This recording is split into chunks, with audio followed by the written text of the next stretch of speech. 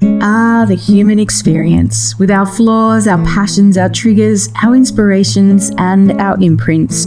If we could see behind everyone's story, then perhaps what we would have is deep compassion. In this podcast, I get the chance to explore these stories from some truly fascinating people in some honest and heartwarming conversations. And best of all, I get to share these discussions with you. I'm Lael Stone, and this is Humans Being. Welcome, everybody. It's so great to have you here with me again today. Before we jump into my next really amazing, exciting guest, I want to talk about my humanness for this week, or what I have been contemplating. And what's been alive for me this week is definitely around, I think, the state of the world at the moment. There's a lot of chaos going on. There's a lot of big feelings. There's a lot of right and wrong going on in the world at the moment. There's a lot of divisiveness. And it feels big and it feels intense, because as soon as you turn on your phone or the news or anything, it can feel a lot. And so when we are in those states, I often come back to, how do I hold my center? And it's hard sometimes, when you do a job where you listen to people's feelings a lot, and when you're witnessing people really navigating tricky things, it's hard to still keep my center. So one of the things that I do, and one of the things I've really been looking at this week is, and I know this sounds very cliche, is just what I'm grateful for. Gratitude is one of those buzzwords like resilience and empathy and that kind of stuff that we've been throwing around for a few years now. But there is a lot to gratitude. When we are grateful, it improves our mood. It basically helps, us release dopamine, serotonin. It creates optimism in us, and one of the things that I always keep coming back to is when I am feeling a bit wobbly, I try and take myself outside, stick my feet on the ground, and come back to just what I'm feeling grateful for, to just remind me to connect in with my heart. So my invitation for you right now, just as we start this chat and as you're listening, is to maybe just wherever you are, whether you're cooking dinner in the kitchen or you're driving in the car or you're on a walk, is just take a really, really deep breath for a minute. And I'm going to invite you to just think about 3 things that you're really grateful for. 3 things that really allow you to come into your heart, remind you of your humanness, remind us actually how lucky we are to have a body, to be alive, to hopefully have people that we love and people that love us. So I'm just going to invite you right now just to tune into that just for this moment, to touch into that special place in your heart. From there, I think all the world's problems, we can sit into possibility, we can sit into hope of what might be possible. So that's my little humanness for today. And that little connection into the heart, well, that is the best introduction to this guy that I'm about to chat with now. This man is all heart. I love the way he turns up in the world. And I am so delighted to have the extraordinary Tommy Herschell with me today. Hello, Tommy. Welcome, my friend. Hello, well, it's so good to be here, and I appreciate, before I probably used one of my jokes already, but Lael asked me, what can we talk about? I said, there isn't. This is the only elephant in this room. What a beauty. Have you ever seen a green elephant? I've never seen a green elephant like that, but I love it. There we go. That joke didn't go down as well. I love it. I love that Tommy's coming to me from a school library. And he just went, hang on a second, I'm at a school, I'm in a library, which is pretty apt because of the incredible work that you do. So I'm grateful that you're here, Tommy. I'm just going to tell people about who you are before we jump into hearing more about your amazing work. So Tommy Herschell is a former Queensland primary school teacher who founded Find Your Feet, a not-for-profit organisation delivering mental health workshops to men and boys aged 10 to 70 in schools, sporting clubs and corporate settings across Australia. He calls his work mental mechanics rather than mental health, and describes himself as a story farmer, creating spaces where vulnerability is modelled and blokes learn that speaking up isn't weakness. Now, Tommy, I'm wondering what I just talked about in the beginning then about gratitude. Is that something that holds you, anchors you? How does that factor in your life? Yeah, big time. It's probably one of my greatest at the moment. I go into rooms, probably 5 or 6 rooms a week. When I say rooms, school workshops, and I meet young boys, young girls, of all ages, I should say, not just school age, and I hear their struggles.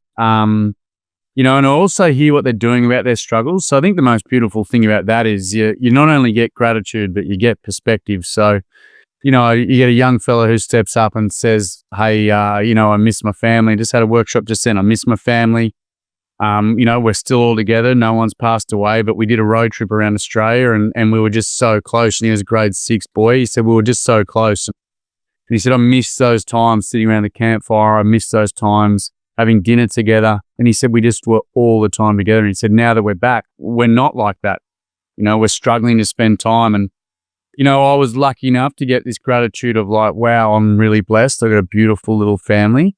But the perspective that it gave me as well was, hang on, I'm one of those parents that's not setting the time probably aside as much as I could to make dinner. I make dinner a lot, probably, but let's make a table. Let's sit at the table. Let's have those conversations. The meal is purely a vehicle really for that conversation. Yeah, and attitude and perspective. I've got an old saying, every day's Friday because, Friday is normally our favorite day of the week.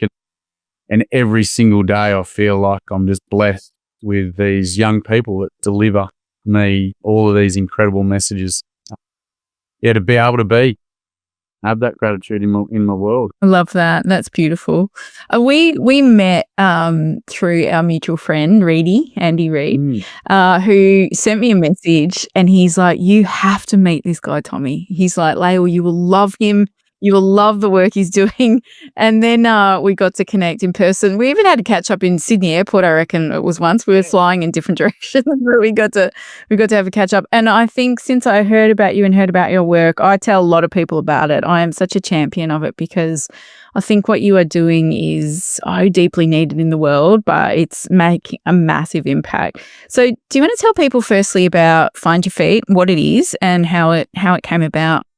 Yeah, look, it's an interesting name of an organisation, Find Your Feet. Like, what the heck does it mean? Sometimes I say to kids when I walk straight into a workshop, all blokes, women, hey, what does the words Find Your Feet mean? And they'll say, oh, I don't know. And then you'll get a clown. I go, oh, the end of your legs. But for me, it means to be able to stop, think about where we're at and think about the best person that we can actually be. And I never did that. I did all the easy behaviors my whole life. It stemmed off a lot of trauma from growing up from, a broken family. And I was really lucky. I mean, I was 32 years of age. I was, 22 years after parents breaking up, and I never, ever dealt with my stuff. I'd never talked about it. Mum did her best to put me in front of counsellors, but, it was tough. I had an old man that would say, harden up, get on with it. And, you'll be right. Keep putting your chin out. Someone will hit it. All that sort of crap language. And yeah, it wasn't until I was 32 and a half, my two beautiful kids, Betty and Alf, were born, and my darling wife, Claire, was in my life and really sort of battling away with this broken man that she was living with, which is me, not another broken man, me. And I met a beautiful young fella called Bastien. He was 15 and a half. And I was working at 2UE in radio, and one night a girl was walking in the studio selling chocolates. I said, what are you doing? And she said, got this young fella, Bass, and he's got Ewing sarcoma. I knew a guy who had sarcoma, former professional surfer, Richie Lovett. I said, I'd love to introduce Richie and Bass. And when we went and did that, Rich said, mate, I've only got half an hour. And 5.5 hours later, Rich said to me, mate, I've never been around a kid like this. Like, he's just a beautiful young fella. And the reason he was a beautiful young fella was because he was doing things that you wouldn't have expected from a 15-and-a-half-year-old. We were down the beach sharing a group of girls walk past, and I remember Bass had a couple of mates, and they were being inappropriate, being young fellas. And Bass just said, hey, boys, we're better than that. What are you doing? And looked at me and goes, mate, I'm sorry. And I remember thinking at the time, I wouldn't have done that. I would have gone along with the boys to fit in because I was hiding all of my trauma, all of my stuff. I was so insecure that I wanted to feel secure in whatever way I could possible. So I'd lead that or I'd join in. And I just remember thinking, like, what a legend this guy can be his own man. But it was 4 days after he passed, after his 16th birthday. He was a beautiful Tiwi Island boy. He lost all of his beautiful curly hair. And I went and visited him a couple of days before he passed, and I walked into his room, and, he's in his home. He's got a beautiful mum, Joe and Claire. And I sat down next to his bed, and And I was living a life of being a victim, all of this easy shit behavior. And I had the rest of my life in front of me. And he had a timeline. You know, he was told that he's not going to be here for much longer. And I leant down to shake his hand, and he ripped me in and kissed me. And when he kissed me on the forehead, I remember it was like almost this words of "Don't F this up." Like, you've got an opportunity here, mate. I don't. I'm on my way out. And I drove home, and a few days later, his mum rang and said, "Tommy, the Bass has just passed. I just want to let you know about the day we've had." She said this morning I walked into his room and I could just tell that it was over. You know, she said he wanted his sisters to come in, Michaela and Alexi, and to say goodbye to them. You know, he's a man of faith, Bats. He talked about a journey he was going on. And he was like, "I want to touch the earth with my feet one more time." So his mum and dad pick him up, Joe and Claire pick him up out of bed, and he has his feet firmly planted on the floor. And he had this saying, you know, love life and don't waste it. And he passed a few hours after that. And when she rang me and told me that story, I was probably 8 or 9 beers into my afternoon. My beautiful little kids were being beautiful little kids and making noise and running around the house and creating chaos. And my darling wife was dealing with a broken husband, and I was whinging, complaining, you know, playing the victim. And I just remember listening to Claire's words, asked his mum that he'd passed, you know, love life and don't waste it, and thinking, I'm not loving life and I'm wasting it. And I haven't had this incredible trauma. You know, my mum did her best in the breakup, you know, all those things. And yeah, and I sort of not loving life and I'm wasting it. And what Bath did was he gave me a moment to stop, find my feet and think about the best person that I could be. But it wasn't until 3 years later that I completely capitulated, I guess is the words I use. And I was watching a movie called Lion. My wife and I spent a lot of time in India. The movie Lion's about a young fella who loses his brother, and I just started to sob, and I sobbed for about 2 days from my toes up. And yeah, I was sitting at home one night doing what I always did when I started to hurt. I started to drink, and I was drinking with 2 blokes who probably didn't really have much respect for, because one of them was always there, I guess, when the drinking was on, and not there in the easy, hard times, And they kept telling me, you got to do something about your dad and the anger and all this. And one said, you should see a kinesiologist. Nothing against kinesiologists, but I had no idea what a kinesiologist was. And it was enough for me, though, that I described to young fellas that my laundry pile, all of my stuff that I'd piled up over the years and I hadn't aired, I hate the saying, don't air your laundry. It just got too much, and picked up a bowl of red wine, sculled it top to bottom, threw it across the room, and smashed it, and went on to pretty much smash the house till about 3:30 in the morning. And my darling wife sat on the other side of the garage while I sat there banging my head against the wall, because that's how I showed the pain I was in. And I was saying over and over, I want to go home to Queensland. I was 35 by this stage, and I was saying, I want my mummy. And I was saying that, and I remember as I was saying, I was like, what's going on here? Like, why are you saying that? And my wife did what she always did. She handed me the phone. On the end of it was one of my best mates, Bing. He's 30 years older than me, and down the phone, he just said, hey, mate, don't ring me like this anymore. And he said, actually, F off. And I remember I was about to drop the phone and play the victim, and I heard him say, I'm telling you this because I love you. And a good mate is going to pull you up because I'm sick of watching you waste your life. And yeah, I cried down the phone because I had that final feeling, this relief of like, wow, that's a mate. He pulled me up. Walked into a counsellor the next day, and I tried to mask it. I tried to cover it up. Her name was Elizabeth. I still see her. She's an amazing woman. And I said to her, oh, you know, last night I cried for my mum and I want to go home to Queensland. A bit silly, isn't it? And I tried to pull the wool over this amazing, you know, a psych life counsellor who's been doing it for 30 years. And she goes, no, it's not silly at all, darling. She said, when your parents split, you were 10 years old and you got a wound, and you've behaved like a wounded little boy your whole life. She said, my job's to teach you how to be a functioning adult. And I just remember getting so excited about learning how to be an adult, because I just hadn't ever been one for my kids and for my wife. Like, and she deserved, like she married a broken boy. She didn't marry a man. And I wanted to be that for her. And yeah, like Elizabeth saved my life. My mate Bing saved my life. And again, she gave me an opportunity to find my feet. My mate Neil gave me an opportunity to find my feet. And I remember after it, ringing my dad to try and tell him about it, and all he said down the phone was something like, "Oh, well, I guess now you can just get on with everything, eh?" or something like that. I remember thinking, you know what I've got to do? In my head and my heart, I thought this. I said, you know what I've got to do? I've got to forgive myself. No, yeah, no, I'll be honest with you. I'm still trying to do that. You know, I find my feet daily. I do this work daily. But yeah, I'm still struggling to forgive myself. But yeah, I guess that's a long story of why I call it Find Your Feet, because I now go around to schools and I'm honest. I'm not a bloke expert or any of that stuff that we hear a lot in our space, or a bloke whisperer, any of this. I'm a kid from Churgan who should have dealt with his stuff a lot earlier instead of waiting so long and leaving a trail of destruction behind me. So yeah, I'm really lucky to work in corporate space and footy teams and, you know, schools, because I'm a chalky. I love that. But yeah, to get to just be in a room with people that are finding their feet and seeing the beautiful look on their face when they get to do it. You know, just then I left a room where 90, 11-year-old boys talked about how much they love their mums, and they don't talk to their mums enough about how much they love them. Talk about their sisters and how much they miss them. Sisters, they're in their rooms on their phones, and so are we, and we've got to get that love and caring and kindness back in our lives. Yeah.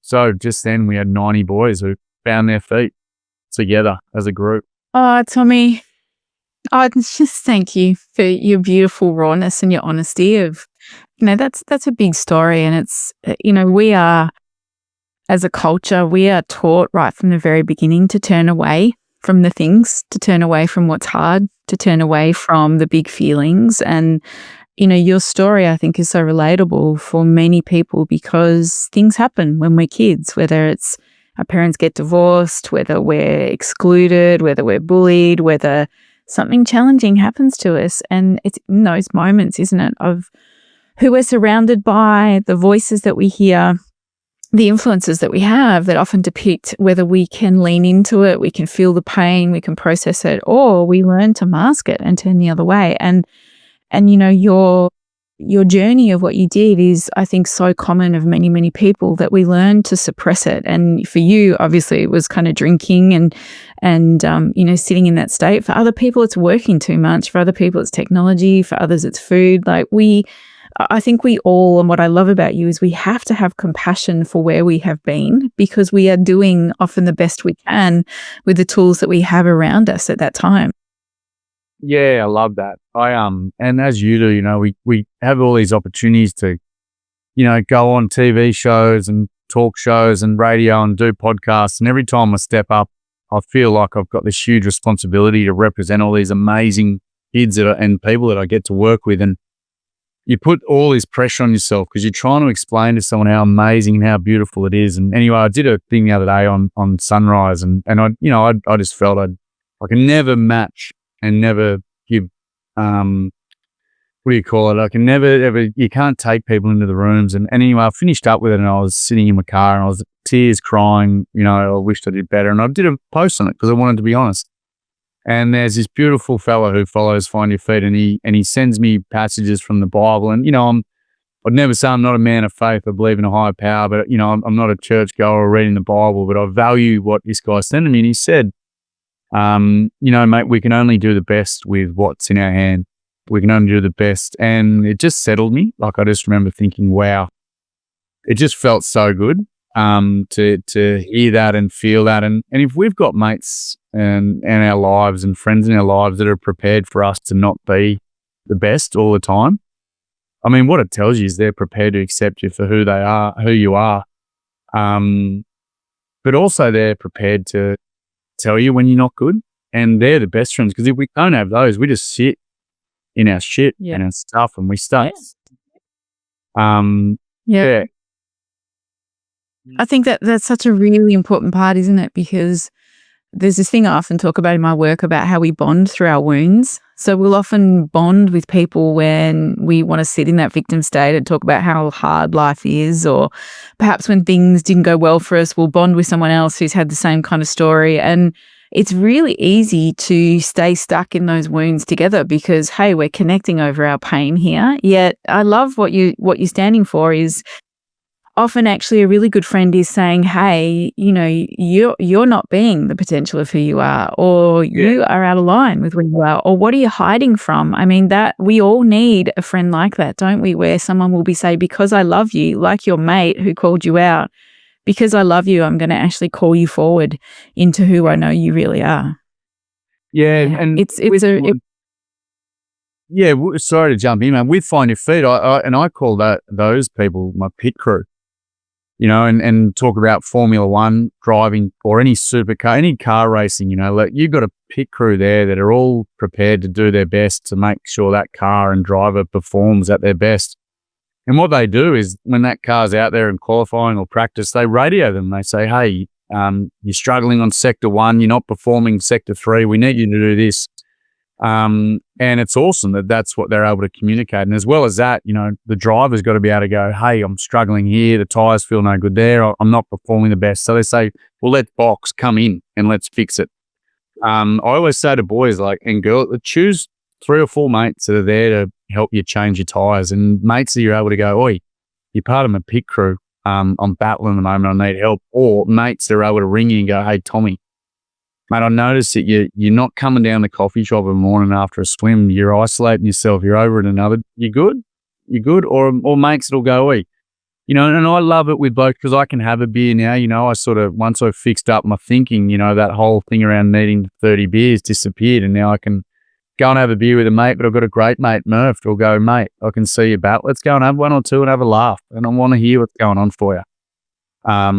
But yeah, the ability to surround yourself with people that are going to kick your bum, but also set standards. I always say to young fellas, I used to have mates that I'd get home at 2 a.m. after drinking 22 schooners. And now I got mates that get up at 2 a.m. and they run 22 Ks, And when I go, when I don't do that, they go, what's wrong with you? Like, why didn't you come with us? And you stick up, geez, I want to be the one. And then so you get driven by those people and you become better. Yeah. And I think what love looks like sometimes is actually us being really clear and honest. And what I really hear again in so much of your story, and what I see with a lot of people I work with, is when we're young and our parents, they're doing the best we can, we're often not taught those skills or tools to process the feelings that are there. And in your story, it was a huge turning point in your life when your parents separated and you didn't have the tools to know how to deal with it. And so what we do is we push it down and we learn to cope with it. And I think in the work I do a lot with parents these days, that is a lot of adults, right, who haven't looked at their bigger, deeper stories, and that's what turns up in their parenting. We keep passing on that same cycle to our kids, unfortunately, which I know we don't want to do. And it takes a ton of courage to lean in and look at the pain, and as your beautiful therapist said, your desire or feelings to want to go back and see your mum, or just to cry or feel those days of tears, like that is for me a lifetime of holding on to feelings that are trying to find a way to come out. And what I love about the work that you do, Tommy, not only are you so honest about your journey within it, but you're giving permission, particularly to young men, to feel.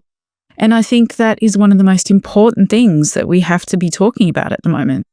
Yeah, definitely. We're really lucky with Find Your Feet. I'm really lucky. I've got incredible ambassadors. Nico Hines, rugby league player, Cronulla, one of the most beautiful men you'll ever meet. My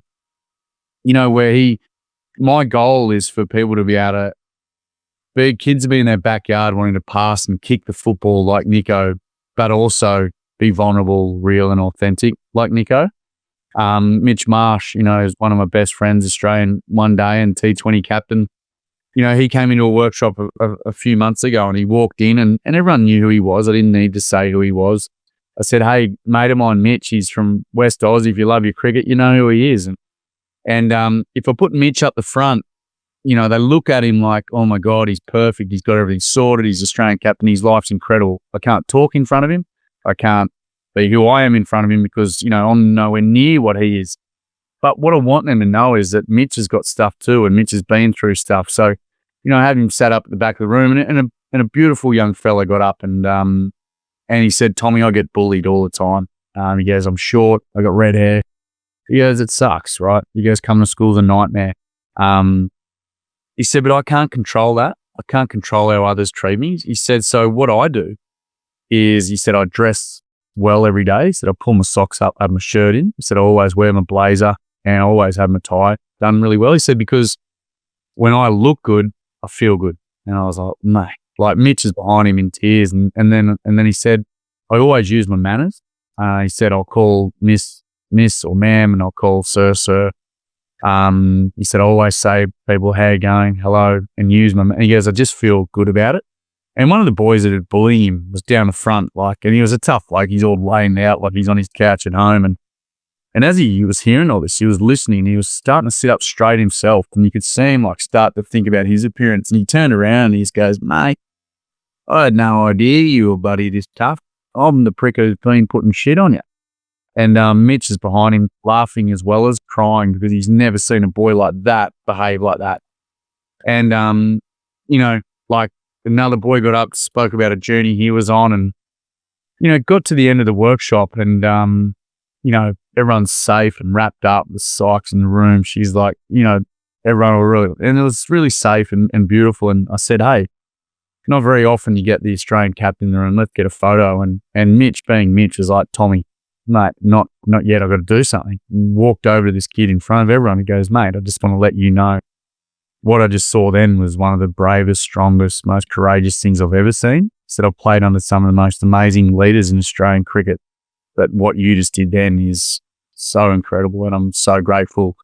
And he went to shake his hand and Mitch said, no, mate, gave him a big hug.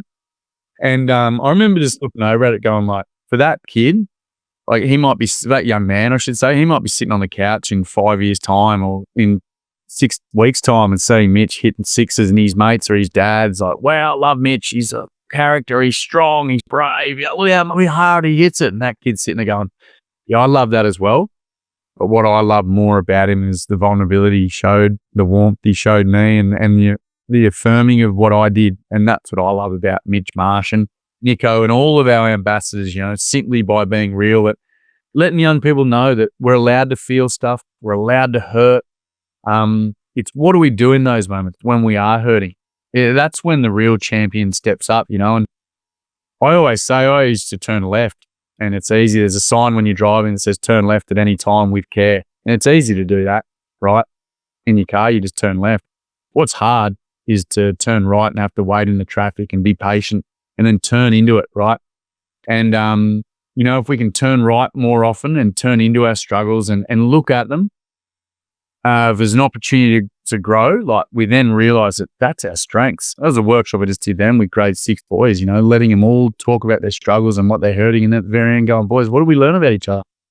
Oh, that we've got stuff going on at home and talking about it makes it feel easier. Oh, that we're all battling with this, but the warmth and the love we've shown each other it's strong. It's all the beautiful things that we can be when we put our heads into the wind and cop a bit of it on our face, I guess. I think, you know, there's so many themes that keep popping up for me as you're talking. I mean, the one that I think is so powerful is these role models for our kids.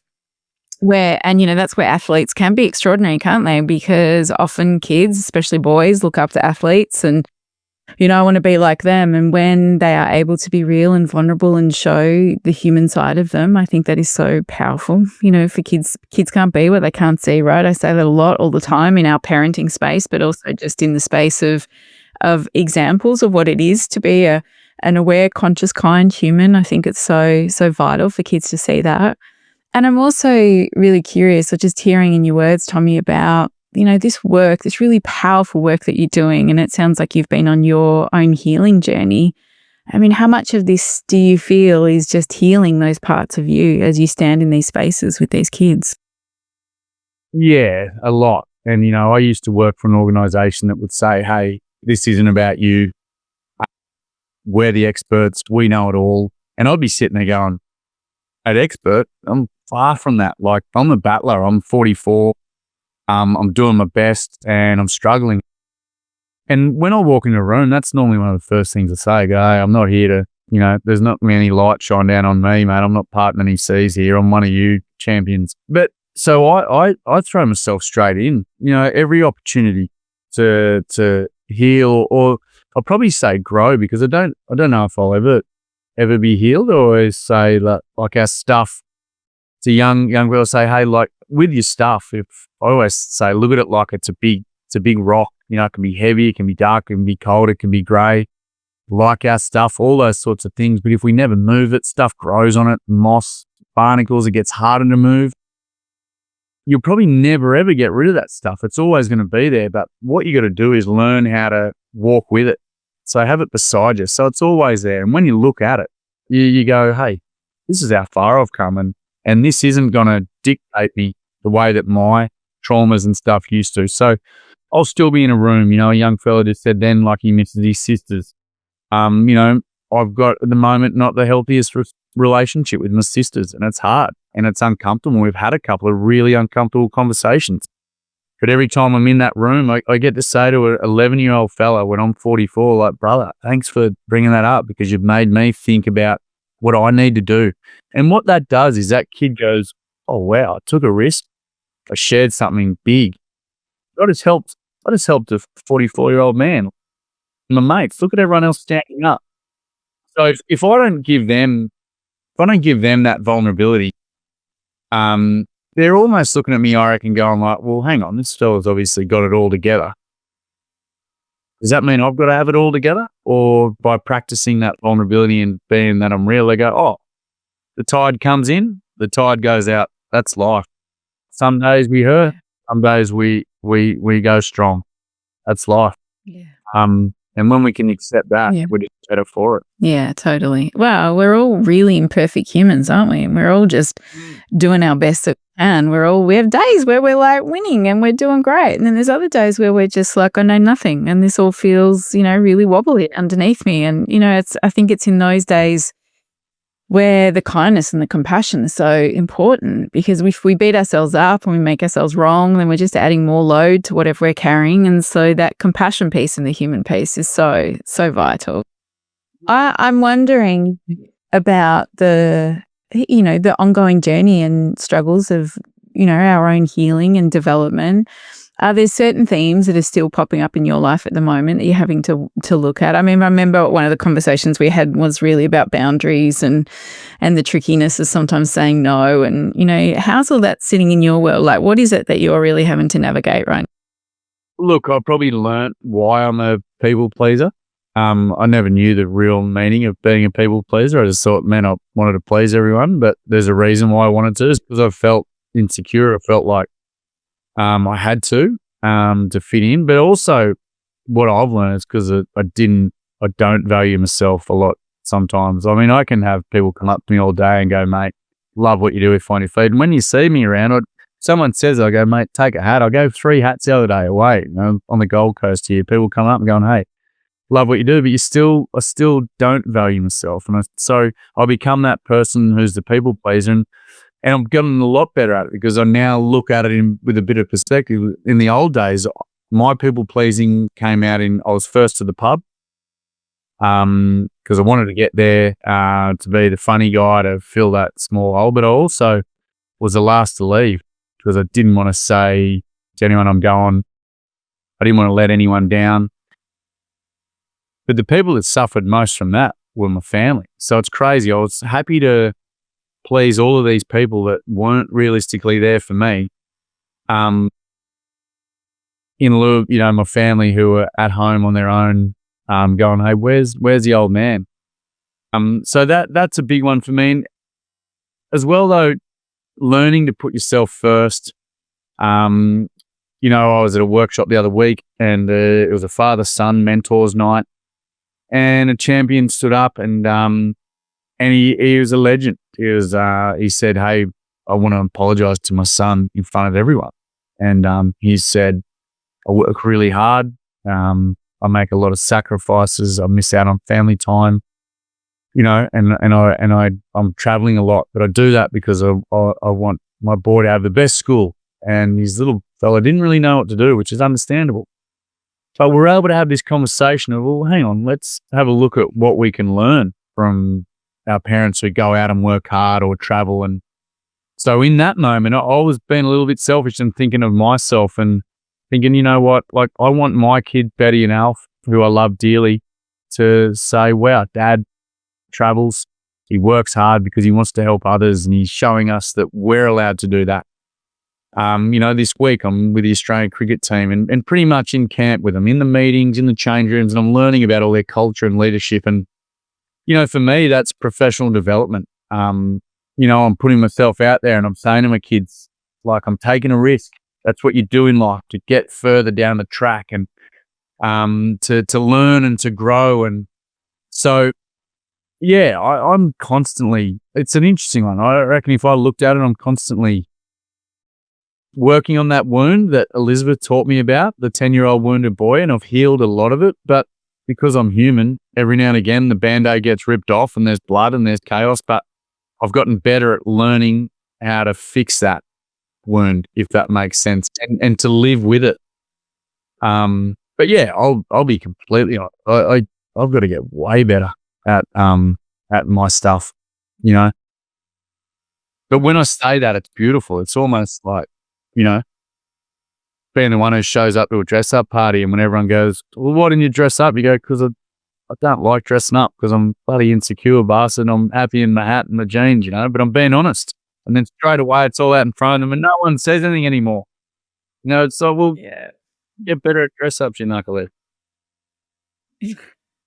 I think, the journey that you're talking about, particularly the one of self-love, it's really complex, right? And it's, I think there's so many roots back into our childhood, and I don't think there's just a switch or a saying or a mantra that we take on board and all of a sudden we're all fixed with it. It is a really ongoing journey, that self-love piece, or even just starting with compassion. Like, instead of beating ourselves up for not getting stuff right, we kind of put the stick down and we just say, hey, I turned up and that's a win, or I showed up in the best way I can, but hey, I showed up. And I think that, it is such a journey for so many people. I think all humans I work with, to know that enoughness is innate, or to be with that loving compassion for ourselves, it really is one of the trickiest journeys of being human, I reckon. Yeah, it is. No, I completely agree. It's, I was only thinking about, I was surfing this morning, I was thinking, we're always told to be happy. Like, shit. So when we're not happy, we're doing the wrong thing. And, for any growth, you need to go into that uncomfortable space. And I think I might have said that before, but, I use this line called the car crash theory, and for young people, any of us, right? Think of bullying. We can hear about the bullying, we can, hear about and see the kid, from a distance through experiences, but until you sit in that room with that kid and feel their pain and see their crying and their tears and getting uncomfortable yourself, you don't understand it, you don't feel it. And the reason I call it the car crash here is because when we're in traffic, if you haven't seen the accident, you're sitting all the way back in the queue going, I'm going to be late. When can I get there? Jesus, what's going on here? It isn't until you drive past that accident you go, oh my God, I hope everyone's all right. Geez, that looks bad. I'm worried. And it's the same with this. Like, we need to be able to sit in it and see it. I'm not sure if I'm still answering the question, but one of the things I've loved about, I think you asked me about how do we have that growth? We have to step into it. Mate, I get very confused. I'm a simpleton, but one of the things that I think that we need to be able to do more of, to be able to have this growth and this healing too, is, and I've seen it with the Aussie cricket team, they always give like 2 lines or 2 things of affirmation, and then they give a little bit of critical feedback, if that's the way that I put it, which is incredible. They say, hey, I love the way that we played the power play the other night. I just thought it was amazing how we went after it. And I love the way that, our lineup, we were strong and confident when we went out. One thing I think we need to work on though is just out in the middle of our communication. And I was sitting in this meeting with them last night, listening to all this sort of thing, and I had no idea about the cricket, right?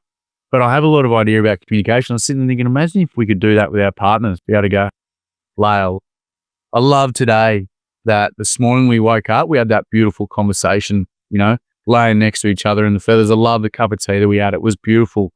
But one thing I'd love to be able to do more of is talk about that stuff, in and around parenting, because I'm lacking a bit with it at the minute. and your partner's able to go, oh my God, I'm so grateful that you understand me, you've seen that. And yeah, let's work on it. Let's do it. I think that's such a fundamental part of relationships and long-term relationship is the appreciation and the acknowledgement. It's huge because I think when you're with someone for a long time, especially when you're raising kids, it's easy to move into just default, and it's easy to move into not keeping your heart open and just doing life and all the balls that you have to juggle. And I think that appreciation is a huge one. I've been with my husband for like 28 years now, and it's something that I've really noticed in the last 5 years or so that we've really focused on doing, because then you don't take each other for granted and then you don't feel resentful. And as you're saying, it's so much easier to actually have tricky conversations or things that feel hard when you're connected and when your heart's open. I mean, that's the thing, right? And what the Australian cricket team's doing is they're like, hey, we all belong and we're all here and we see and we appreciate you and this is what we're working on. So it's when we don't feel like we belong or when we feel excluded that often we're going to get defensive. So, it's a really important thing, in any relationship, I think. Yeah, I love this. I was really lucky. I've had a bit of a mentor of late. Now I actually think about it. I've done a bit of professional development lately. It's been beautiful. Working with this fella called Chris Webb, and he's done a lot of work with the Waratahs and the All Blacks and in high performance. And he said to me the other day, he said, Tommy, confusion can create anxiety. And when we're anxious, we're not performing at our best. And I was trying to work out what he said. He said, so have a think about this, mate. When you walk into a coffee shop, if those people behind the counter aren't the most kind, warming, welcoming, you're standing there going, well, hang on, have I been seen here? Is it something I'm doing? What's going on? You start to get this confusion, this anxiety, like, oh, what's going on? But if you walk into there and they go, g'day, mate, how you going? How's your day going? Yeah, what do you want? Oh, mate, cheers. Yeah, great day. You get this beautiful coffee and there's no anxiety. You feel straight away welcome. And it sort of confirms, that you're welcome in that room. And it doesn't even matter if that coffee doesn't taste that good, because you can teach someone how to make a coffee, right? But it's very hard to teach someone to be human. And, that's an innate sort of thing. And yeah, like I sat down the other night in Melbourne in the MCG, like here I am in the MCG, there's 82,000 people. Boys had just won a game in the rooms with Mitch, and I'm uncomfortable. I was like, geez, am I meant to be here? 40 seconds into it, Marcus Stoinis comes over and he sits down and he goes, Tommy. And I was like, yeah, g'day, mate. He goes, Mitch's mate. I was like, yeah, mate, yeah. So straight away I'm feeling better about being there. And he goes, mate, I'm just going to go and get a beer. But I want you to tell me about the work you do. And when he came back, he sat down and I just remember thinking, wow, I just feel so welcome here. And all of that anxiety was gone. And what I do with my work, what you do, we have moments where we're not performing and when we're telling others about it. But when I told Marcus Stoinis about it, because I felt so comfortable and because I felt so safe and so acknowledged, I was like, oh, Marcus, mate, this is what, and bang, bang, bang, bang. And I walked away going, wow, I'm just so lucky to do what I do. You know what I mean? But if we're able to do that with strangers, I just said to this room of boys, fellas, you can leave this room right now and you can get over to someone. Very uncomfortable what we just did. Make them feel comfortable by going, oi, use a bit of language. Go, oi, knuckle it. Geez, I love what you did in there. Yeah, oi, champion. You're a legend. And they go on about in Australia about owning your space. Be the person you can be. And I'm not here to hold your hand, boys. It's up to you. And when you tell a young fella, I always say as well, I reckon young fellas, they're like working dogs on a farm. They love they love discipline. They love hard work. They love structure. They love rewards. So they also actually do love getting their bums kicked. Not physically. I'm not encouraging that, but getting pulled up. They pull them up like the Aussie cricket. Hey, I love what you did today out there working. You did an incredible job, getting those fences in. Next time though, I noticed you left all those tools lying around, mate. If you can put them all back in the shed, mate, 3 out of 3, you're a champion. Loved it. Straight away they're like, oh, wow, I'm capable. Mm. Yeah. Yeah.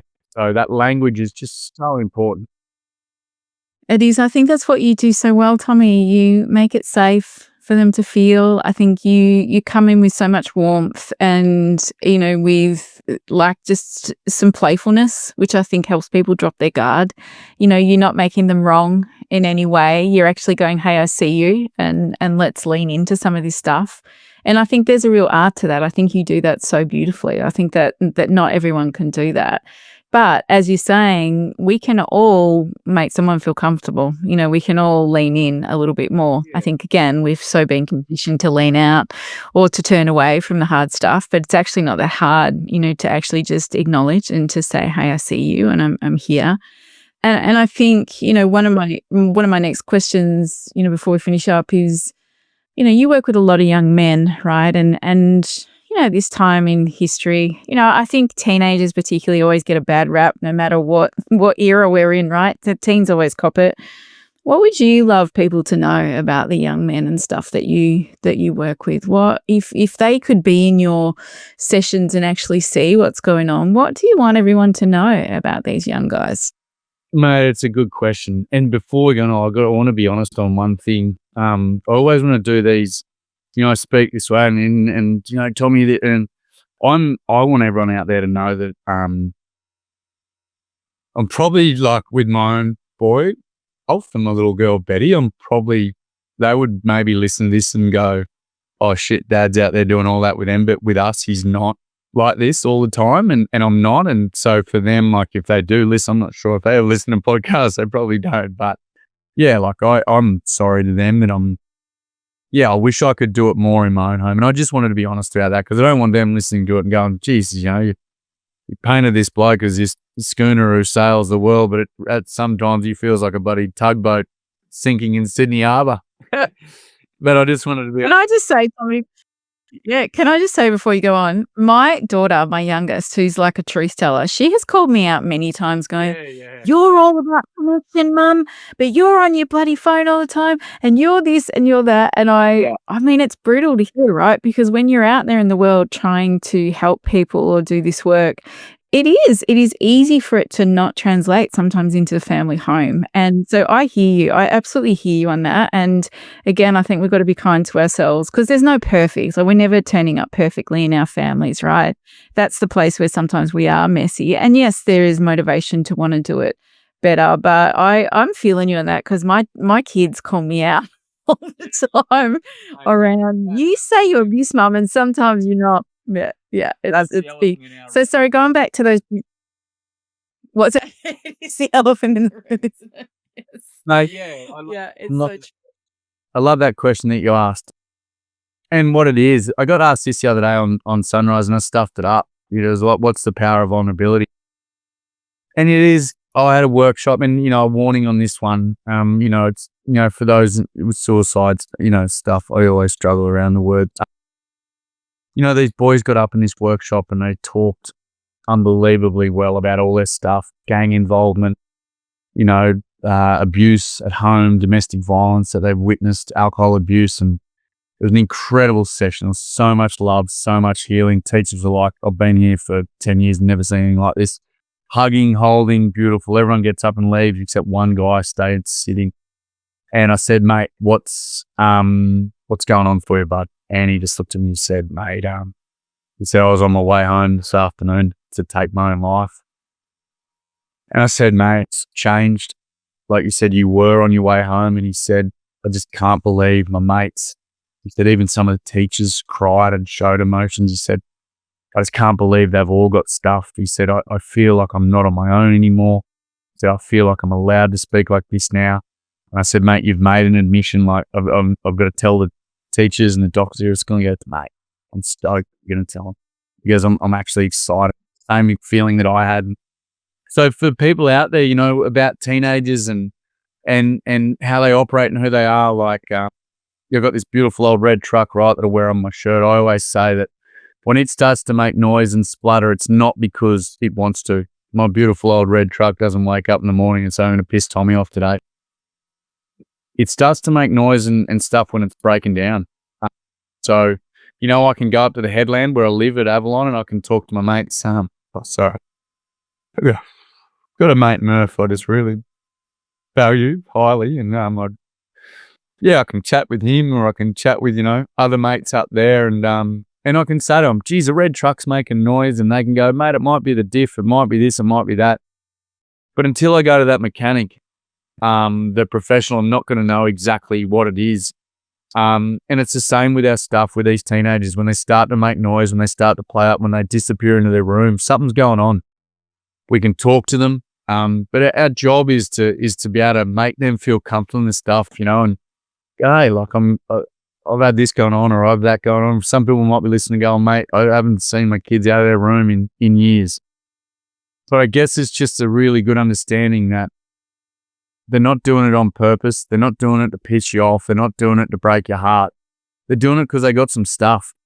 And, like that rock, we can't ever take that stuff away. But if we can teach them how to live with it, how to appreciate that it's actually there to help us grow. But I think number one as well, and the last thing, like I say, is just to listen. The rooms that I have and we have in there, like we got 11-year-old boys that, and girls sometimes, they just listen. And I say to them, like, hey, did anyone offer anyone new solutions today? You go, no. What do we all do that was so beautiful? We listen. How often are we listening out in the yard? No, never. Perfect. You've got to listen more and feel it and respect it. Yeah. Mm. Yeah. It's look, that message, Tommy, is something that I talk to parents about all the time. Our job is to listen, it's to be the safe harbor for our kids. It's listening without fixing, it's listening without judging, and it's listening without getting into drama with them. It's just being a safe place, because sometimes that's all we need, as you so beautifully, share and talk about. Just to finish off, Tommy, I would love to hear I can imagine there's a few things, but what brings you joy? What brings you, Tommy, joy in your life? Oh, sorry, mate. Yeah, like I sat in the car the other day with my daughter, kissing down with Ray.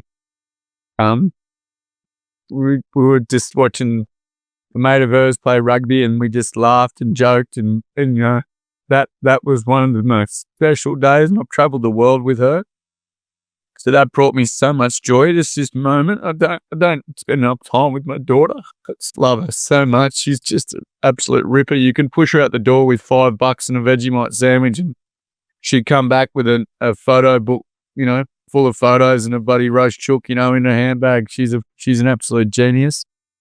But then my little boy, surfing with him, sitting in the gutter in Avalon and eating meat pies, and that's what one of the most beautiful things. But my wife, we've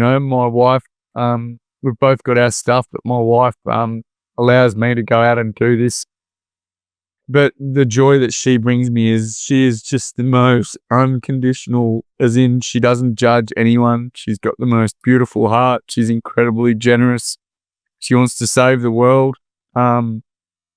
And she just works her backhand out like nothing else.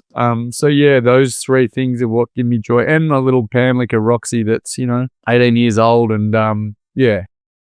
But that's what gives me joy, man. And obviously with the amount of emotion I've showed on it, it's something that I need to do something about and go and make more time for them. So yeah, that's another elephant in the room.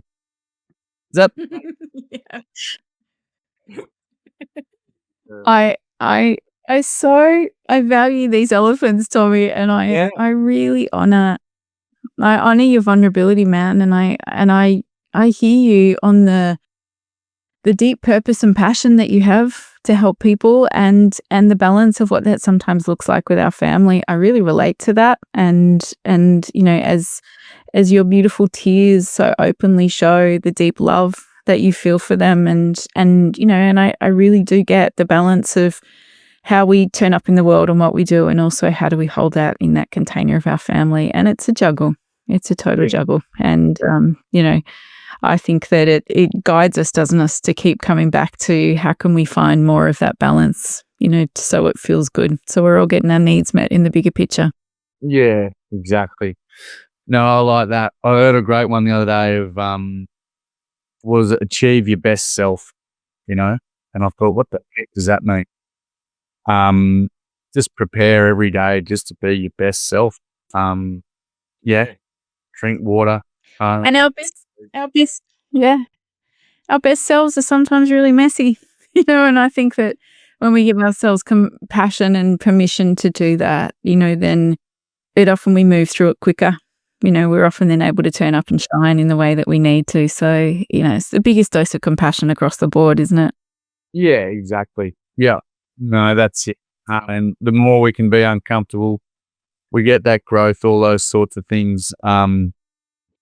Yeah. If you were to hit someone in the leg with a knife and cut an open wound in their leg, you wouldn't walk away, and go, "Oh, just get on with it and harden up." I always say to young people, you'd rush to get a doctor, you'd bandage the leg, you look after the wound because, you care for that person, you worry about them. So if you've got someone who's got a wound around, do your best to be that person who goes, "Hey, I want to be the bandage," which is a hug. "Hey, I want to, be the rehab," which is "Oi, let's go for a walk tomorrow morning. Let's go and have a swim. Let's go and have a cuppa.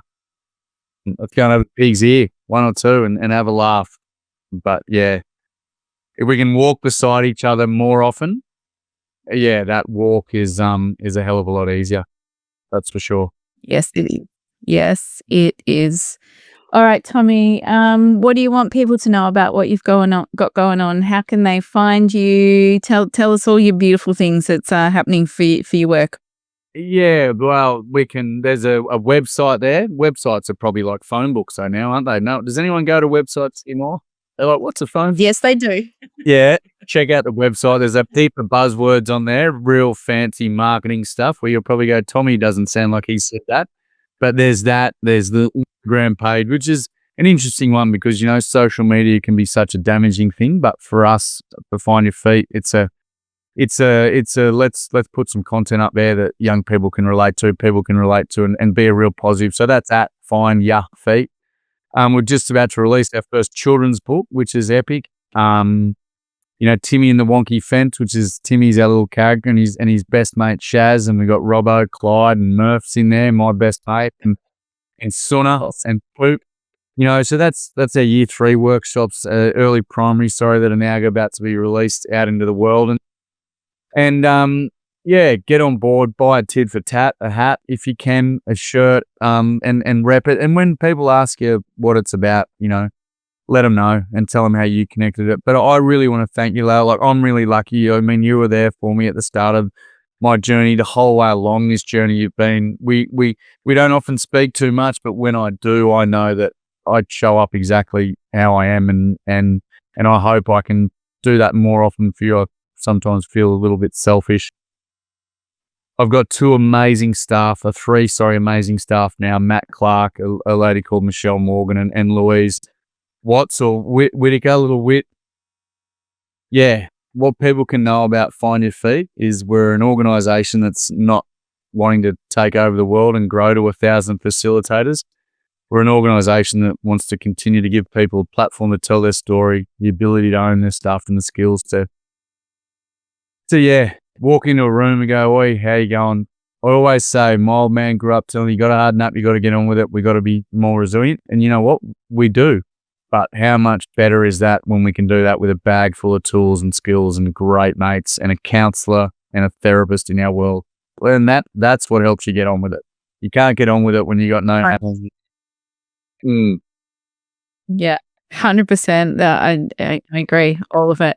So everybody who's listening, if you have a kid at school, pitch to your schools, get Tommy and his crew along. They really do extraordinary work. Or you're part of a sporting club or anything where people gather and you want to help facilitate these big, beautiful conversations, then reach out to Tommy and, his amazing team and just the work they do. I just want to honour you, Tommy. It is such a privilege to know you. It's such a privilege to just hear your story, but also, hopefully support in whatever way I can the incredible work you're doing. You are a gift to humanity, just in being who you are. And, on behalf of just the children and the teenagers everywhere, I want to just say thank you for being you and for turning up in the way that you do. Beautiful. Thank you. I love you dearly. Love you too, buddy. Thanks so much for being here. I hope say that again. It's funny, with my mates on the phone, it's very easy to say, "Love you, mate." But now, these days, I say, "Hey, I love you. Love you, mate." So, yeah. And it means I genuinely But yeah, thank you so much for everything you've done and you do continue to do. Yeah, thanks, buddy. Well, thanks for coming to this podcast from the school library. I feel like it's very apt. Thanks for coming. Well, my mate here needs a drink. It's time for the elephant. Yeah, it's time for the elephant, the green elephant. Don't know if there's some message in that, but maybe he's green with envy. I don't know. Yeah, who knows? Who knows?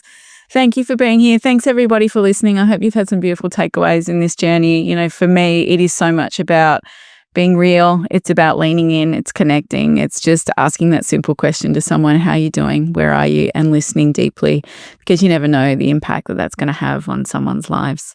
So thanks, everybody, for being here. Thanks again, Tommy. Stay human, everyone. Appreciate it. Oh, wow. What a beautiful conversation. I just wanted to reach through the screen and give Tommy a hug. I have been fortunate enough to know him personally, and he is all heart and he is authentic as it comes. I love kind of what we explored in this interview is so much about how we can often bond through our wounds, but how it's really important that we learn how to grow beyond them. I love that we really touched on just the power of listening without trying to fix, which is just such an important thing to remember. You know, when we're concerned about someone or we love someone, every part of us wants to jump in and fix them. But when we can just listen and listen with compassion and empathy, then that is often one of the most powerful things we can give another human. I really loved also too how Tommy just shared his vulnerabilities around, you know, why he does the work that he does and how important and vital it is to create safe spaces, particularly for young men, so that they can be vulnerable, so that they can share. You know, I wonder if you do have young men in your life, I wonder, you know, how you could connect with them in a way that not only shows them that it's safe to express how they're feeling, but perhaps even by modeling how that plays out in your life or how you feel, and giving them permission to come to you in those spaces and times where things feel really, really tricky. I just love the impact that Tommy's making with Find Your Feet. If you have the opportunity to have him in your local community or in your child's school, I highly recommend going and searching him out, speaking to your communities and organisations and having him come along and touch these young people with his incredible, powerful words, but also with his insight, humour and wisdom. I hope you enjoyed this episode. Thanks for listening. Don't forget to be human. Thanks for sharing this time with me. You can find my book, Own Your Story, at bookshops or listen to the audiobook on Audible. I even read it myself. You can stay connected with Humans Being on Instagram, Facebook or YouTube. We love to hear from you, so please leave a comment, question or contemplation. And visit my website, laelstone.com.au, where you'll find heaps of great resources and courses for you to explore. This podcast is produced by Nigel Carboon, recorded by the crew at We Make Online Videos, and our original music is created by Josh Reed. Humans Being is produced on the lands of the Bunyurong and Wadawurrung people. We pay respect to their unique and diverse cultures and to elders past, present and future. Until next time, stay connected and don't forget to be human.